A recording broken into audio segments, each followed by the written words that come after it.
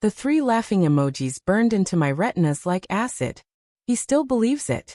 Those 9 characters, glowing on her phone screen, shattered my world into a million pieces.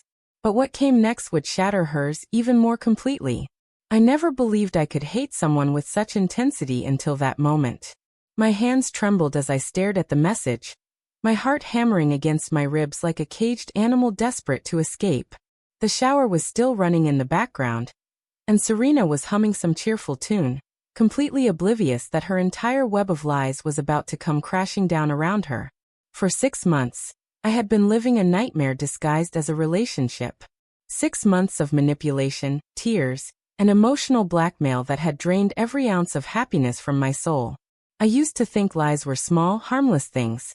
White lies to spare feelings, tiny exaggerations to make stories more interesting. I was naive. I was stupid. I was completely unprepared for someone like Serena Martinez, who wielded lies like weapons and used deception as her primary language. The relationship had been toxic from the very beginning, though I was too blind to see it then. Serena was beautiful, I will give her that. Stunning, actually. Long dark hair that cascaded down her back like silk, piercing green eyes that seemed to see right through you, and a smile that could light up a room or, as I learned later, hide the darkest of intentions. She had this way of making you feel like you were the only person in the world when she focused her attention on you. It was intoxicating. It was dangerous. We met at a coffee shop downtown. I was grabbing my usual morning latte before work when she, accidentally, bumped into me, spilling her drink all over my shirt. The way she apologized, the way she insisted on buying me a new coffee, the way she laughed at my stupid jokes, it all felt like fate. I should have realized that accidents that convenient rarely happen by chance. The first few weeks were incredible. She was attentive, affectionate, and seemed genuinely interested in everything about me. She remembered the smallest details about my life, my work, my dreams. She made me feel special, valued, important. I thought I had found someone truly exceptional. I thought I was lucky. But then the cracks started to show. She became possessive, jealous of my friends, suspicious of my female coworkers. She would check my phone when she thought I was not looking, question me about where I had been and who I had talked to. When I tried to address these behaviors, she would break down in tears, sobbing about how she had been hurt before, how she was scared of losing me, how she just loved me so much that it made her crazy. I was an idiot. I believed her. I made excuses for her behavior. I told myself that her intensity was just a sign of how much she cared, that her jealousy was flattering, that her need to control every aspect of my life was just insecurity that would fade with time and patience. But it only got worse. She started showing up at my workplace unannounced, claiming she was in the neighborhood, and thought she would surprise me. She befriended my coworkers, asking them subtle questions about my behavior, my mood, my interactions with others. She began inserting herself into every aspect of my social life, making it impossible for me to spend time with friends without her presence. When I tried to pull back, tried to create some healthy boundaries, she would manufacture a crisis. Suddenly, she would be having family problems, work stress, health scares, always something that required my immediate attention and support. She had an endless supply of emergencies that somehow always occurred exactly when I was trying to distance myself from her. I tried to break up with her 3 times in those 6 months.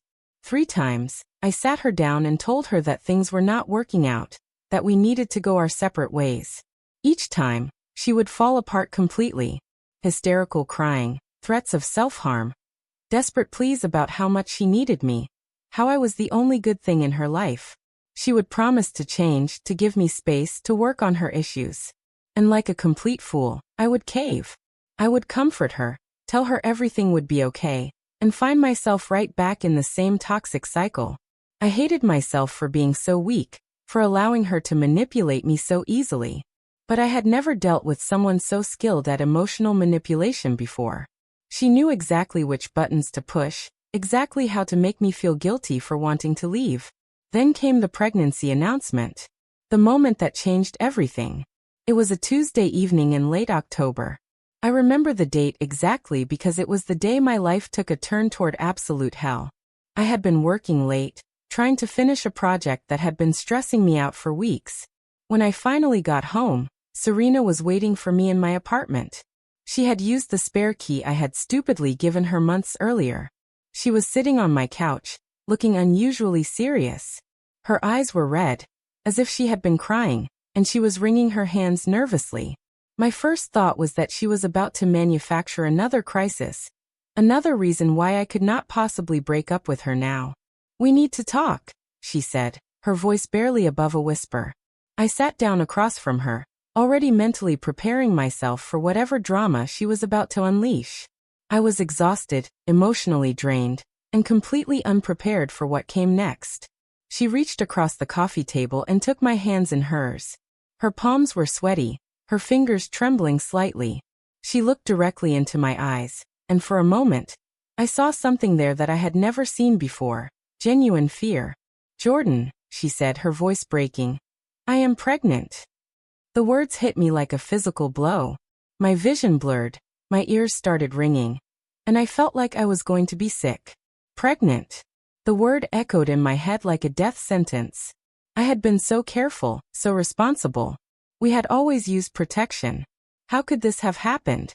"Are you sure?" I managed to ask, though my voice sounded strange and distant to my own ears. She nodded, tears streaming down her face. "I took 3 tests. They were all positive. I am so scared, Jordan. I do not know what to do." I stared at her, trying to process what she was telling me. A baby. We were going to have a baby. The thought terrified me more than anything I had ever experienced. I did not love Serena. I had realized that months ago. I had been trying to find a way out of this toxic relationship for what felt like forever. But now everything had changed. Now there was a child to consider. I am not the kind of man who abandons his responsibilities. I was raised by a single mother who had been left by my father when she was pregnant with me. I had seen firsthand the damage that abandonment could cause, the struggles my mother had faced trying to raise me alone. I had sworn to myself that I would never put a child through what I had experienced. So I stayed. I swallowed my desire to run, buried my dreams of freedom, and committed myself to supporting Serena through the pregnancy. I told myself that maybe this was what we needed, that maybe the responsibility of parenthood would help her mature, help her overcome her toxic behaviors.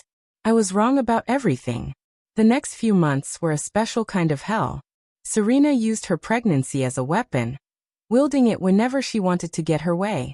If I questioned her behavior, she would clutch her stomach and talk about stress being bad for the baby. If I wanted to spend time with friends, she would suddenly feel sick and need me to take care of her. If I tried to set any boundaries whatsoever, she would cry about how pregnancy was making her emotional, and I needed to be more understanding. I took on extra shifts at work to save money for the baby. I started looking at bigger apartments, researching cribs and car seats, reading parenting books. I even did something I had never done before. I introduced her to my mother. My mother, Sarah, was a wonderful woman who had sacrificed everything to raise me. She was smart, intuitive, and had excellent judgment about people. I had never introduced her to any of my girlfriends because I knew how important her opinion was to me, and I had never dated anyone I thought was worthy of meeting her. But if Serena was going to be the mother of my child, I needed my mother to accept her. I needed them to have a relationship. The meeting was awkward. My mother was polite but distant, and I could tell she was not impressed with Serena. After Serena left, my mother pulled me aside. "Are you sure about this, Jordan?" she asked, her voice filled with concern. "Sure about what?" I replied, though I knew exactly what she meant. About her. About the baby. About any of it. I felt defensive, angry that my mother could not just be happy for me. "She is pregnant, Mom. We are having a baby. What choice do I have?" My mother studied my face for a long moment. "There is always a choice, sweetheart. Always." But I could not see any choices.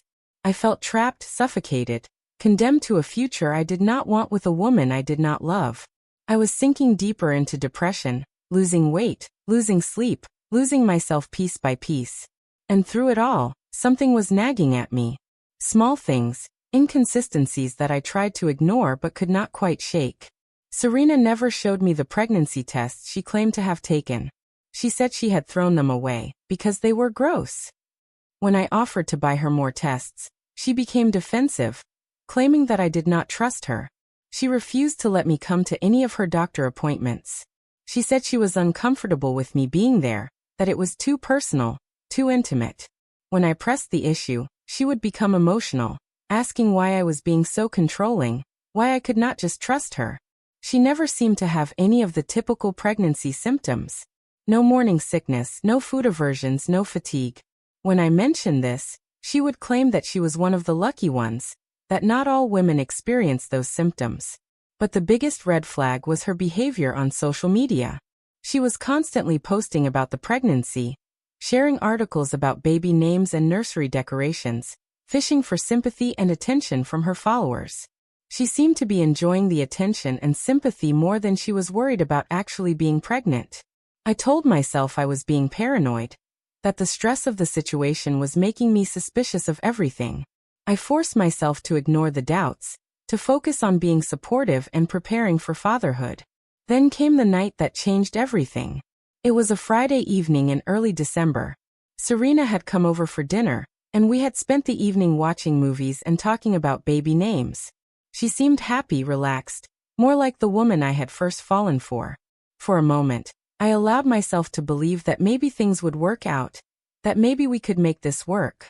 Around 10 o'clock, she said she was feeling tired and wanted to take a shower before bed. I was cleaning up the kitchen when I heard her phone buzz on the coffee table. It was face up, and the notification was clearly visible on the lock screen. It was a text message from her best friend Emma. The preview showed just enough to make my stomach drop. He still believes it? I stared at the phone, my heart pounding. What did that mean? He still believes what? The shower was still running, and I could hear Serena singing off-key to herself. Without thinking, I picked up her phone. I knew her passcode. She had given it to me months ago, claiming she had nothing to hide, that couples should be completely open with each other. I had never used it before. I was not the type to snoop through someone's phone. But something about that message made my hands move without my conscious permission. I entered the code and opened the text thread with Emma. What I found there destroyed me. The conversation went back weeks. Emma had been asking about the pregnancy, about how I was handling it, about whether Serena was feeling guilty. And Serena's responses made my blood run cold. He was going to leave me, she had written. I had to do something. Men do not leave their babies, right? Are you really going to keep this up forever? Emma had replied. As long as it takes. He is already talking about moving in together, meeting his family. I have got him right where I want him. What if he finds out? How is he going to find out? He is too nice to question me. Too trusting. It is actually kind of pathetic. There were dozens of messages like this spread out over months. Serena laughing about how easy it was to manipulate me, joking about how gullible I was, planning how to milk the fake pregnancy for as long as possible. She had even sent screenshots of the sympathy messages she was getting from her social media posts, laughing about how people were feeling sorry for her. I felt like I was going to vomit. My hands were shaking so badly, I could barely hold the phone. 6 months. 6 months of my life stolen by a lie. 6 months of sleepless nights, extra work shifts, stress and depression. 6 months of preparing for a future that was never going to happen. But more than that, I felt a rage building inside me that I had never experienced before. This was not just a lie. This was a deliberate, calculated attempt to destroy my life. She had trapped me with a pregnancy that did not exist, manipulated me with a baby that was never real. She had used my own moral character, my own sense of responsibility, as a weapon against me. I put her phone back exactly where I had found it, and walked to the kitchen. I gripped the counter so hard my knuckles turned white, trying to control the fury that was threatening to consume me. I wanted to storm into the bathroom and confront her. I wanted to scream at her, to demand answers, to make her pay for what she had done to me. But something stopped me.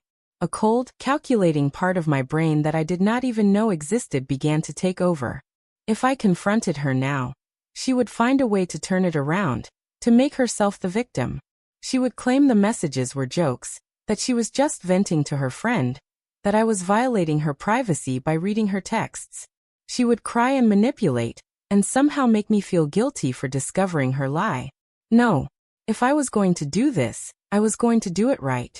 I was going to expose her in a way that left no room for excuses, no opportunity for manipulation, no chance for her to wriggle out of the consequences of her actions. I was going to give her a taste of her own medicine. For the next 2 weeks, I played along. I continued to be supportive, caring, and attentive. I asked about her doctor appointments, discussed baby names, and even suggested we start looking at bigger apartments. Inside, I was dying a little more each day, but I forced myself to maintain the charade. Serena was glowing. She seemed happier than I had ever seen her, clearly thrilled that her manipulation was working so well. She posted constantly on social media about the pregnancy, shared articles about parenting, and basked in the attention and sympathy she was receiving. She had no idea that I knew the truth. She had no idea what was coming. During those 2 weeks, I did my research. I reached out to my cousin, Dr. Patel, who was an OBGYN at the local hospital. I explained the situation to him, asked him to check if Serena had ever been a patient at any of the clinics in the area. He was reluctant at first, citing patient privacy, but when I explained what I suspected, he agreed to help. The results confirmed what I already knew. Serena Martinez had never been seen by any OBGYN in the city. She had never had a pregnancy test done at any clinic. She had never been pregnant. I also did some digging into her social media activity. I took screenshots of all her pregnancy-related posts, noting the dates and times. I saved the conversations with Emma that I had found on her phone. I built a comprehensive case that would leave no room for doubt about what she had done. Then I started planning the party. I told Serena that I wanted to have a small family celebration to share the news about the pregnancy. She was thrilled, immediately starting to plan what she would wear, what she would say, how she would act surprised when I made the announcement. She had no idea that I was planning to announce something very different. I invited her parents, my parents, and a few close friends. I told everyone that I had some exciting news to share, but I kept the details vague. I rented a white tent for my mother's backyard, bought balloons and decorations, ordered a cake, and even set up a gift table. I wanted it to look like a real celebration, a real pregnancy announcement party. The morning of the party, I was surprisingly calm. I had expected to be nervous, anxious, maybe even having second thoughts. But I felt nothing but cold determination. Serena had stolen 6 months of my life with her lies. She had manipulated me, used me, and played with my emotions like I was a toy. She deserved whatever was coming to her. Serena arrived early, wearing a flowing dress that she claimed made her look glowing. She was practically vibrating with excitement, clearly relishing the opportunity to be the center of attention. She hugged my mother, chatted with my friends, and played the part of the excited, expectant mother perfectly. If I had not known the truth, I might have believed her myself. She was that good at lying. As the afternoon wore on, more guests arrived. Serena's parents came, looking proud and excited about becoming grandparents. My friends brought gifts and congratulations. Everyone was in a festive mood, ready to celebrate what they thought was wonderful news. But there was one guest that Serena was not expecting. Dr. Patel arrived just as we were about to start the celebration. I had asked him to come, but I had not told anyone else about it. Serena looked confused when I introduced him as my cousin, clearly wondering why I had invited him to what was supposed to be a family announcement. When everyone had a drink in hand and had gathered around the tent, I stood up and asked for their attention. Serena was beaming, clearly thinking this was her moment to shine. She had positioned herself right next to me, one hand resting on her stomach in a gesture that now made me sick. "Thank you all for coming," I began, my voice steady and calm. "I know you are all wondering why I asked you here today. Well, I have some news to share. But before I do, Serena, there is someone I would like you to meet." I gestured to Dr. Patel, who stepped forward with a professional smile. "This is my cousin, Dr. Patel.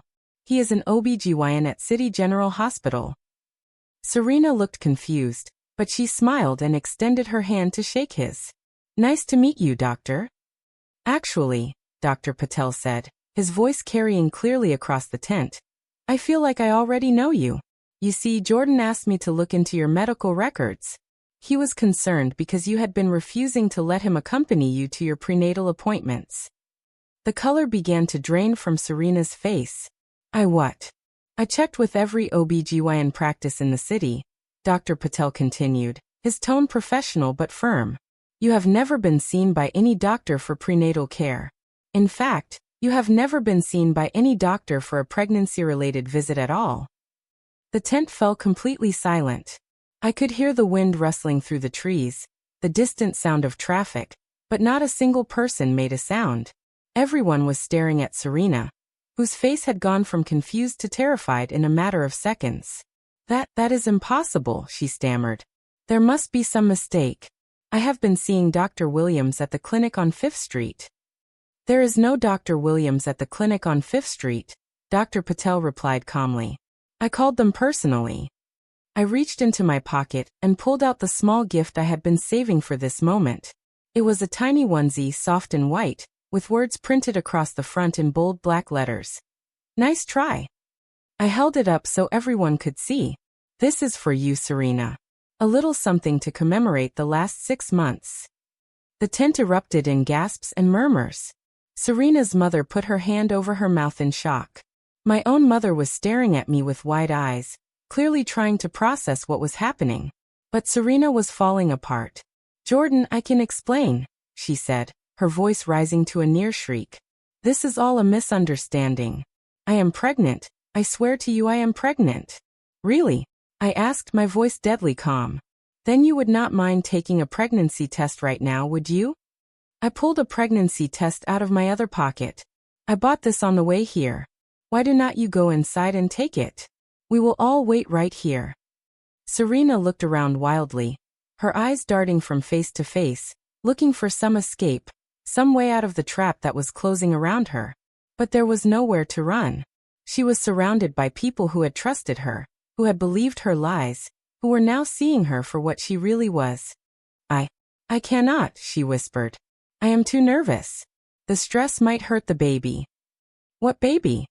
I asked, my voice cutting through the afternoon air like a blade. There is no baby, Serena. There never was a baby. You made it all up to trap me in this relationship. I pulled out my phone and began reading from the screenshots I had taken of her text conversation with Emma. He was going to leave me, so I told him I was pregnant. Men do not leave their babies, right? I looked up at her, watching as her face crumpled. He is too nice to question me. Too trusting. It is actually kind of pathetic. The silence that followed was deafening. I could see the shock and disgust on everyone's faces as they realized what Serena had done. Her own father was staring at her with a mixture of horror and shame. Serena, her mother said quietly. Tell me this is not true. But Serena could not speak. She was crying now, not the manipulative tears I had seen so many times before, but real tears of shame and humiliation. Her entire web of lies had collapsed in front of everyone who mattered to her. I loved you, she finally managed to say through her sobs. I just wanted you to stay. I just wanted us to be happy. You did not love me, I replied, surprised by how calm I sounded. You cannot love someone and lie to them for 6 months. You cannot love someone and manipulate them the way you manipulated me. You wanted to control me, to own me, to trap me. But love? No, Serena. You have no idea what love actually means. She looked around the tent one more time, her eyes pleading for someone, anyone, to come to her defense. But nobody moved. Nobody spoke. Even her own parents were too ashamed to meet her eyes. I am sorry, she whispered. I am so sorry. I never meant for it to go this far. Yes, you did, I said. You planned this. You calculated this. You knew exactly how far you were willing to go, and you went there without hesitation. The only thing you are sorry about is getting caught. Serena stood there for another moment, swaying slightly as if she might faint. Then, without another word, she turned and ran. She pushed through the crowd of guests, stumbled across the yard, and disappeared around the corner of the house. A few seconds later, I heard her car door slam and the engine start. She was gone. The aftermath was surreal. For several minutes, nobody knew what to say or do. The celebration decorations suddenly seemed absurd, the cake ridiculous, the balloons like a mockery of the serious conversation we had just witnessed. Serena's parents approached me, their faces etched with embarrassment and shame. Her father, a dignified man who had always been kind to me, looked like he had aged 10 years in the last 10 minutes. "Jordan," he said, his voice barely above a whisper. "I am so sorry. I had no idea. We had no idea." "I know," I replied. "She fooled all of us." Her mother was crying softly. "We are so ashamed. We raised her better than this. I do not know where we went wrong." I felt bad for them. They were good people who had been deceived by their own daughter. They did not deserve to be humiliated in front of strangers because of Serena's lies. "This is not your fault," I told them. "You could not have known what she was planning." They left shortly after, apologizing again and promising to talk to Serena about getting professional help. I never saw them again, though her father did send me a letter a few weeks later, reiterating his apologies and letting me know that they had convinced Serena to start seeing a therapist. After they left, the mood in the tent began to shift. My friends, once they had processed what had happened, began to rally around me. They were outraged on my behalf, angry that I had been manipulated for so long, proud that I had found the strength to expose Serena's lies. "I cannot believe she did that to you," my friend Marcus said, shaking his head in disbelief. 6 months of lying about being pregnant. That is sociopathic behavior. "How did you figure it out?" asked my friend Lisa. I told them about the text message, about the conversation I had found on Serena's phone. I explained how I had spent 2 weeks planning the confrontation, how I had enlisted Dr. Patel's help to confirm that she had never been pregnant. "You handled that perfectly," Lisa said. "She deserved every bit of that humiliation." My mother, who had been quiet through most of the conversation, finally spoke up. "I am proud of you, Jordan," she said, her voice thick with emotion. "I know that could not have been easy. I should have listened to you," I told her. "You knew something was wrong with her from the beginning." "I suspected," she admitted. "But I hoped I was wrong. I hoped she would make you happy." "Well, she is out of my life now," I said. Finally. As the afternoon wore on, the mood became almost celebratory. My friends began joking about the situation, making toasts to my freedom, congratulating me on escaping Serena's web of lies. It felt good to laugh, to be surrounded by people who genuinely cared about me, to finally be free of the toxic relationship that had been poisoning my life for months. But even as I smiled and laughed with my friends, I was processing what had happened. I had just publicly humiliated someone I had once cared about. I had destroyed her reputation in front of her family and friends. Part of me wondered if I had gone too far, if there might have been a better way to handle the situation. But then I remembered the text messages, the months of lies, the way she had used my own moral character against me. I remembered the depression I had fallen into, the way I had lost myself in her web of manipulation. I remembered how she had laughed about my gullibility, joked about my pain, planned to continue the lie indefinitely. No, I had not gone too far. She had earned every moment of that humiliation. She had played with fire, and she had gotten burned. The party eventually wound down, and the guests began to leave. Everyone hugged me, wished me well, and promised to stay in touch. Several people mentioned how impressed they were with the way I had handled the situation. How much courage it must have taken to expose Serena's lies so publicly. Dr. Patel was one of the last to leave. He pulled me aside before he went.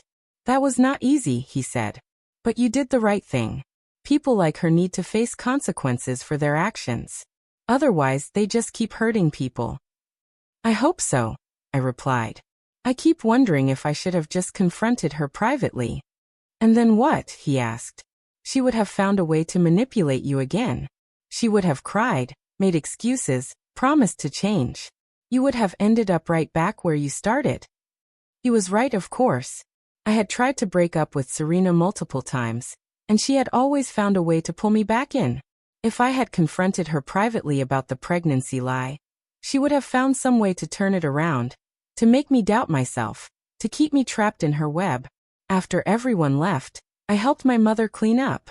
We worked in comfortable silence, taking down decorations, throwing away paper plates, packing up the untouched cake. "How are you feeling?" she asked as we folded up the tent. Relieved, I said, and I meant it.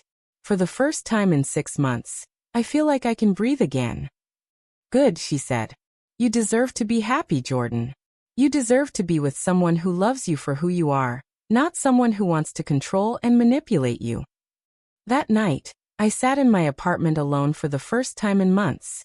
Serena had been staying over most nights, claiming she needed me to take care of her because of the pregnancy. Now the silence felt wonderful.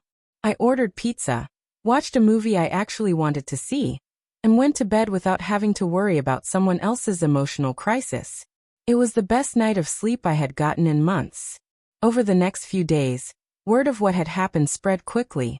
Several people who had been at the party shared the story with their friends, and soon it seemed like everyone I knew had heard about Serena's fake pregnancy and public exposure. Some people reached out to me directly, expressing their support and sharing their own stories of toxic relationships and manipulative partners. I also started hearing rumors about Serena's reaction to the confrontation. According to mutual friends, she had been alternating between claiming that the whole thing was a misunderstanding and admitting that she had made a terrible mistake. She had apparently deleted all of her social media accounts and was refusing to see most of her friends. Part of me felt bad for her. Despite everything she had done to me, I was not a cruel person by nature. I did not enjoy causing pain, even to someone who had caused me so much pain. But I also knew that she needed to face the consequences of her actions. She needed to understand that her behavior was not acceptable, that she could not manipulate and lie to people without facing repercussions. A few weeks after the party, Serena tried to contact me. She sent me a long email, full of apologies and explanations. She claimed that she had been scared of losing me, that she had made a terrible mistake in the heat of the moment, that she had never intended for the lie to go on for so long. She begged me to give her another chance, promised that she would get therapy, swore that she would never lie to me again. I read the email once and then deleted it. I did not respond. There was nothing she could say that would change what she had done, nothing that would make me trust her again. She had shown me who she really was, and I believed her. A few months later, I heard through mutual friends that Serena had moved to another city. She had taken a job transfer, sold her apartment, and essentially started over somewhere else. I was glad to hear it. I hoped that the fresh start would give her an opportunity to work on herself, to become a better person.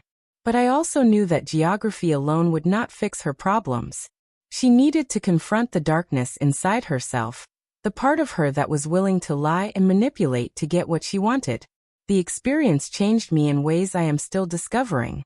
For months afterward, I found myself questioning everything. I second-guessed my own judgment, wondered how I had been so blind to Serena's manipulation, worried that I might fall into the same trap again with someone else. I started therapy myself, trying to understand how I had allowed myself to be controlled for so long. My therapist, Dr. Henderson, helped me understand that people like Serena are often very skilled at identifying and exploiting the good qualities in others. My sense of responsibility, my loyalty, my desire to help others. These were not weaknesses. Even though Serena had used them against me, they were part of what made me a good person. The problem was not with me having these qualities, but with her choosing to weaponize them. Manipulative people are like emotional vampires, Dr. Henderson explained during one of our sessions. They feed off the empathy and kindness of others. They are attracted to people who have strong moral compasses, because those people are predictable. They know exactly which buttons to push to get the response they want. Learning this helped me understand that I was not stupid or weak for falling for Serena's lies. I was targeted specifically because of my good qualities, not despite them. It was a twisted form of predation, and like any prey animal, I had simply been caught off guard by a skilled predator. But the experience also made me stronger. I learned to trust my instincts more, to pay attention to red flags, to set boundaries and stick to them. I learned that kindness without boundaries is not really kindness at all. It is enabling. I learned that sometimes the most loving thing you can do for someone is to refuse to participate in their dysfunction. Most importantly, I learned that I deserved better. I deserved a relationship built on honesty, trust, and mutual respect. I deserved someone who loved me for who I was, not someone who wanted to control and manipulate me into being what they wanted me to be. It took me almost a year to feel ready to date again. The thought of opening myself up to another person, of making myself vulnerable again, terrified me. What if I could not recognize the warning signs? What if I fell for another manipulator? What if I was doomed to repeat the same patterns over and over again? But gradually, with the help of therapy and the support of my friends and family, I began to heal. I started to remember who I was before Serena, to reconnect with the parts of myself that she had tried to suppress. I rediscovered my hobbies, my interests, my dreams for the future. I remembered what it felt like to be happy. When I finally did start dating again, it was different. I was different. I was more cautious, more aware, more willing to walk away at the first sign of manipulation or dishonesty. I had learned that being alone was infinitely better than being with someone who made me miserable. And eventually, I met someone wonderful. Sarah was nothing like Serena. She was honest, straightforward, emotionally stable. She respected my boundaries, supported my goals, and never tried to control or manipulate me. Our relationship was built on a foundation of trust and mutual respect, not fear and dependency. Sarah knew about Serena, about what had happened, about the fake pregnancy and the public confrontation. I was nervous about telling her the story, worried that she might think I was damaged goods, that I had too much baggage to be worth dating. But she listened without judgment, asked thoughtful questions, and ultimately told me that she was proud of me for having the courage to expose Serena's lies. A lot of people would have just walked away quietly, she said. But you stood up for yourself. You made sure she faced consequences for her actions. That takes real strength. We have been together for 2 years now, and our relationship is everything that my relationship with Serena was not. It is peaceful, supportive, and built on a foundation of honesty and trust. We communicate openly about our feelings, our concerns, our hopes for the future. We respect each other's independence while still being committed to our relationship. Sometimes, when I look at Sarah, I am amazed by how different love can feel when it is real. With Serena, everything had been intense, dramatic, chaotic. I had mistaken that intensity for passion, that chaos for excitement. But real love is not about drama and crisis. Real love is calm, steady, supportive. It makes you feel safe, not anxious.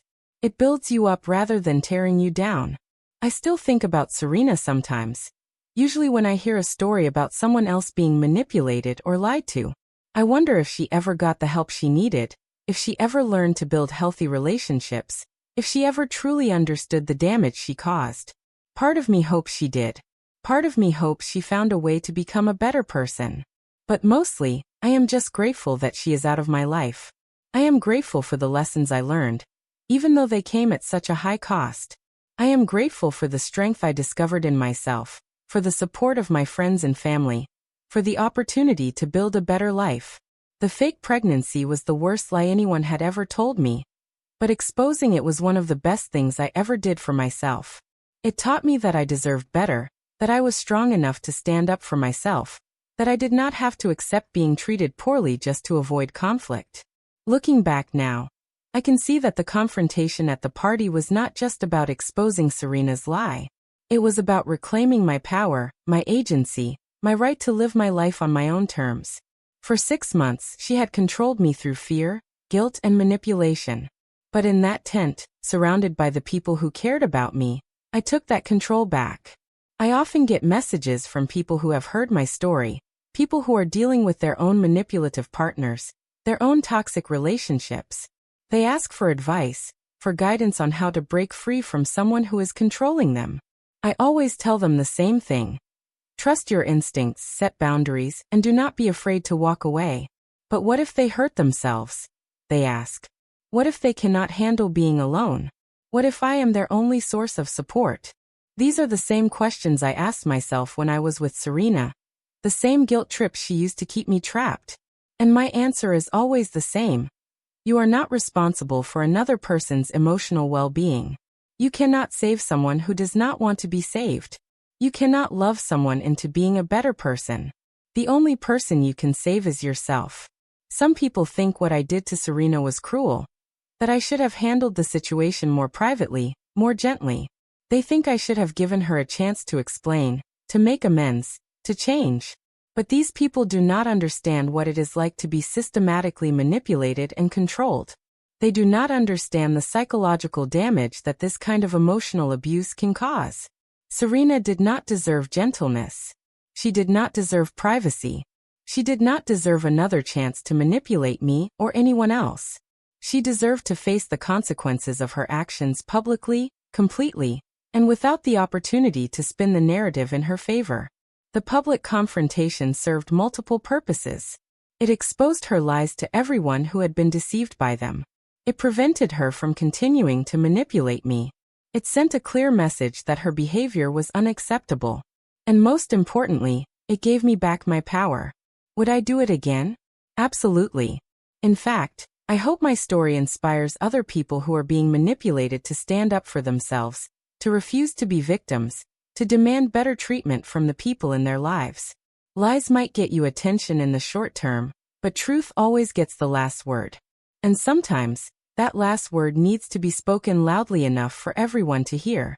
The tent has been put away, the decorations thrown out, the cake long since eaten or discarded. But the memory of that day remains crystal clear in my mind. The look of shock on Serena's face when she realized her web of lies was collapsing. The sound of her footsteps as she ran away in shame. The feeling of relief that washed over me as I finally broke free from her manipulation. It was the end of the worst chapter of my life, and the beginning of the best one. And for that I will always be grateful. If you are reading this and you recognize yourself in my story, if you are trapped in a relationship with someone who lies to you, manipulates you, or uses your own good qualities against you, please know that you deserve better. You deserve honesty. You deserve respect. You deserve love that lifts you up rather than tearing you down. And you have the strength to break free. I know you do because I found that strength in myself when I thought it was impossible. The truth might be painful, but it is always better than living a lie. And sometimes, exposing that lie publicly is the only way to ensure that it can never trap you again. Do not let anyone fake their way into your life. Do not let anyone use your kindness as a weapon against you. And do not be afraid to expose the truth, no matter how much it might hurt in the moment. Because in the end, the truth will set you free. And freedom, real freedom, is worth any temporary pain it might cost you to achieve it. That is my story. That is how I turned the biggest lie of my life into her greatest regret. And that is how I learned that sometimes, the most powerful thing you can do is simply refuse to be a victim. The fake pregnancy was meant to trap me. Instead, it became the key to my liberation. And for that unexpected gift, twisted though it was, I will always be grateful. Subscribe to our channel for more real-life stories of triumph over deception, manipulation, and toxic relationships. Your support helps us share these important stories and reminds others that they are not alone in their struggles. Hit that subscribe button and join our community of survivors who refuse to stay silent about the truth.